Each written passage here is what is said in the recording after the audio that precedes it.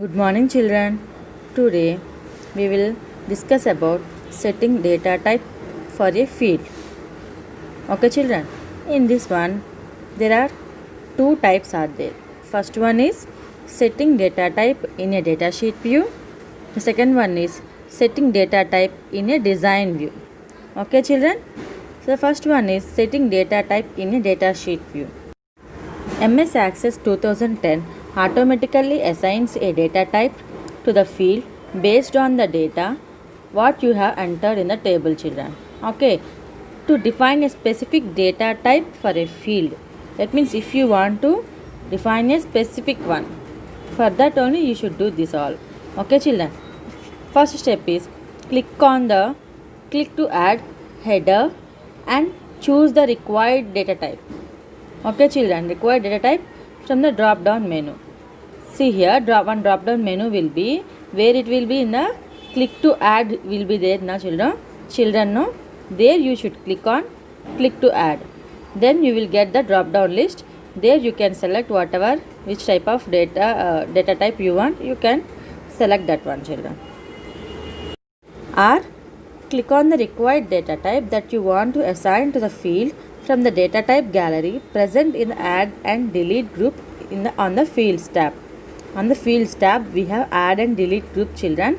In that data type gallery will be there, you can select what type of data type you want, you can select. You can reset or change the data type of field as and when you require by clicking on its header and selecting the required data type. See children, like that only you can select the data types. Where children, this is in the data sheet view. In the data sheet view we can set the data types like this. The second one is setting data type in a design view.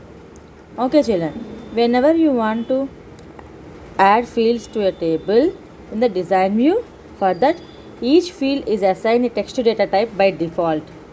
Okay children, each field is assigned a text data type by default. By default you will get the text data type.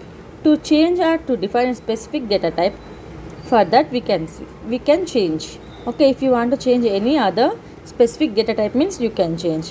For that click on the drop down arrow in the data type column of the field, then select the desired data type from the displayed list. You can select the desired data type from the displayed list, like that children. That's it, like that you can select your data type. The next topic is saving a database children. To save a database we must follow some steps. The first one is select the save icon present on the quick access toolbar, or click on the file tab and select the save option from the drop down menu, or you can, by using the keyboard, you can press Ctrl+S keys children. Then you will get the save as dialog box. In that table name text box will be there children. You should enter the what name you want to give for the table. You just type there children, then click on OK. Then the table name will appear in the navigation pane under the tables group. Okay children. Next topic is closing the database and access application children.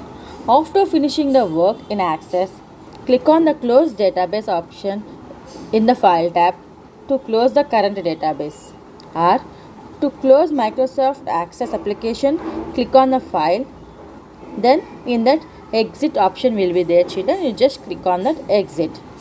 Okay children. Our next topic is opening an existing database children. To open an existing database, click on the file tab, select the open option from the drop down menu. The open dialog box will appear. Choose the folder or drive that contains the database. Then select the required database and click on open children. The selected table will open in the datasheet view. Okay children, thank you.